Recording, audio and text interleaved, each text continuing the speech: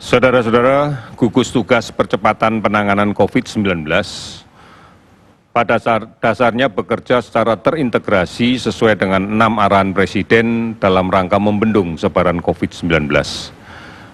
6 arahan tersebut adalah diantaranya pengujian sampel harus dilaksanakan secara lebih masif lagi, disertai dengan pelacakan kasus positif di masyarakat berdasarkan kajian kontak dekat secara lebih agresif, serta dilaksanakannya isolasi ketat bagi kasus-kasus positif, supaya tidak menjadi sumber penularan di tengah masyarakat. Berikutnya, mengurangi kunjungan rumah sakit untuk kepentingan konsultasi medis, hal-hal yang tidak terkait dengan COVID. Hal ini penting karena kita sadari bahwa masyarakat kita masih banyak menghadapi permasalahan kesehatan bukan hanya terkait dengan penyakit menular, namun juga penyakit tidak menular. Oleh karena itu, gunakanlah teknologi, gunakanlah layanan telemedicine agar mengurangi kunjungan ke rumah sakit yang mungkin memberikan peluang untuk terjadinya penularan. Yang berikutnya adalah komunikasi yang efektif, yang detail, dan baik. Gugus tugas percepatan penanganan COVID ini terus-menerus memperbaiki sistem di dalam kaitan dengan pendataan yang terintegrasi sejak dari primer data di rumah sakit, di dinas kesehatan, kabupaten kota, demikian seterusnya sampai dengan tingkat pusat.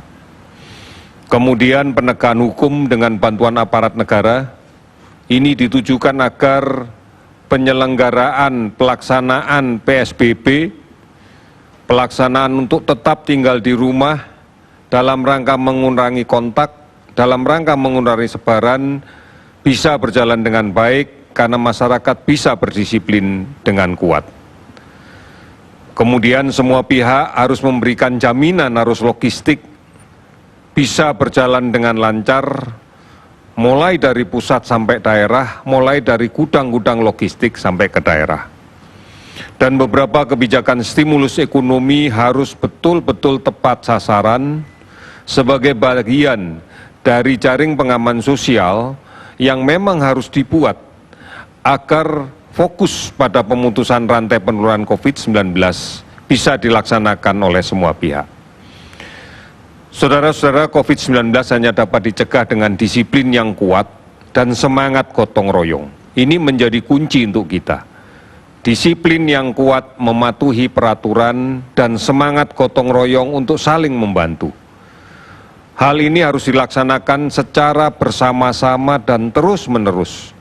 Tidak boleh terputus.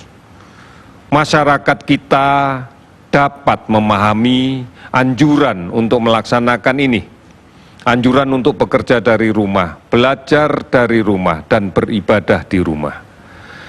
Kita bisa melihat aksi solidaritas di tengah masyarakat untuk menolong sesama dalam masa kesulitan ini telah banyak dilakukan dan ini sebuah sikap yang terpuji.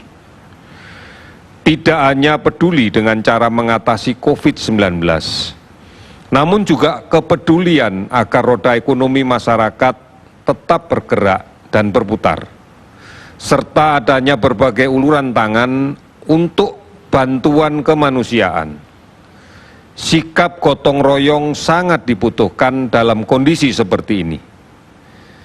Bila mana ada warga negara yang bergejala COVID-19, kita harus saling membantu dan tidak mengucilkannya. Bisa juga membantu tetangga dengan membeli produk yang dijualnya sebagai bagian dari keyakinan kita bahwa roda ekonomi harus tetap berputar. Kita sedang diuji, stamina sosial kita sedang diuji.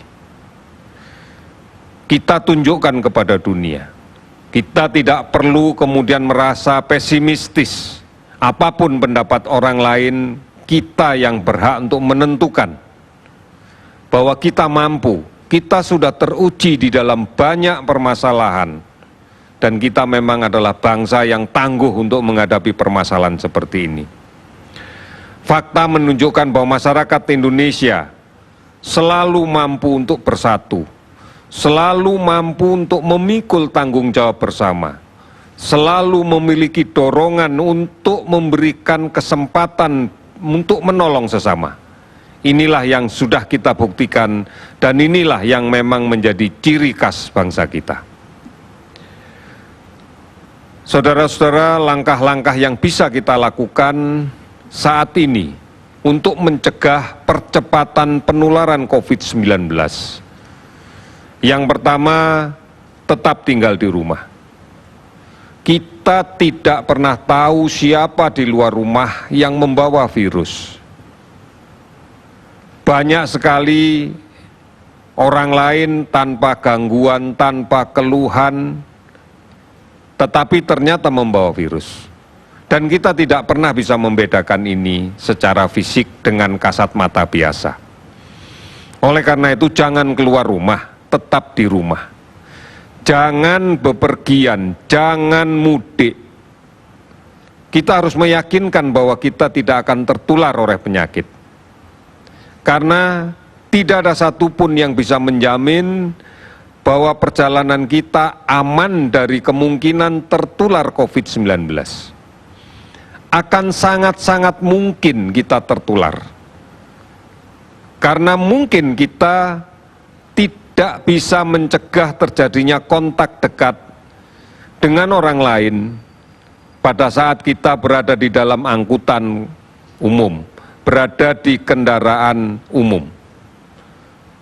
Kita tidak mungkin bisa maksimal melaksanakan physical distancing saat di terminal, saat di stasiun kereta api, saat berada di rest area, atau di toilet sepanjang perjalanan. Oleh karena itu, tidak bepergian, tidak mudik adalah langkah yang paling tepat. Oleh karenanya, saudara-saudara sekalian, mari bukan hanya kita mencegah agar tidak tertular, tetapi kita juga tidak ingin menjadi sumber penularan di keluarga kita yang berada di kampung halaman. Insya Allah kalau semua keadaan sudah terkendali, kita masih punya peluang untuk bisa kembali ke kampung kita. Yang kedua, gunakan masker. Jika terpaksa keluar rumah, gunakan masker. Dan batasi waktunya jika berada di luar rumah. Lakukan kegiatan secepat mungkin di luar rumah dan kembali ke rumah. Tidak perlu berlama-lama di rumah. Jangan berkumpul, bergerombol untuk hal yang tidak perlu dan mengandung risiko untuk tertular penyakit di luar rumah. Jangan naik kendaraan umum yang penuh sesak. Segera berada di rumah, lepas masker yang telah kita gunakan, cuci tangan dengan sabun dan air yang mengalir, serta ganti dengan masker yang baru. Ini penting untuk kita sampaikan kepada seluruh anggota keluarga kita, kepada anak-anak kita, kepada adik-adik kita. Tidak perlu lagi menggerombol di luar rumah untuk hal-hal yang tidak perlu. Ini akan menambah risiko untuk tertular. Mereka mungkin bisa tertular dan kondisinya tidak terlalu berat karena imunitasnya bagus, karena usianya masih muda. Namun apabila nanti dia pulang dengan membawa penyakit dan di rumah ada keluarga kita yang sudah berusia lanjut, ada keluarga kita yang berpenyakit kronis, ada keluarga kita yang menderita diabetes yang sudah bertahun-tahun, menderita asma yang bertahun-tahun, menderita tekanan darah tinggi yang bertahun-tahun. Manakala mereka tertular, maka ini akan berakibat fatal, akan jatuh dalam kondisi penyakit yang sangat berat dan angka kematiannya cukup tinggi. Oleh karena itu, mari kita sama-sama menyadari bahwa keberhasilan upaya ini akan sangat tergantung pada peran masyarakat. Kerjasama semua perangkat RT, RW, desa, dan keluarga, sampai dengan pelaksanaan isolasi mandiri baik yang dilaksanakan secara perorangan maupun kelompok, dan juga dalam kepatuhan melaksanakan pembatasan sosial berskala besar. Ini harus diperkuat dengan melakukan penelusuran kontak, dengan melibatkan aparat kesehatan, baik di tingkat puskesmas sampai dengan dinas kesehatan, dan tentunya akan dibantu oleh aparat pemerintahan setempat. Ini penting dalam rangka untuk mencari kasus positif dengan melakukan pengujian sampel secara masif. Oleh karena itu, saudara-saudara, kami berharap tetap ikuti informasi-informasi tentang COVID-19 ini.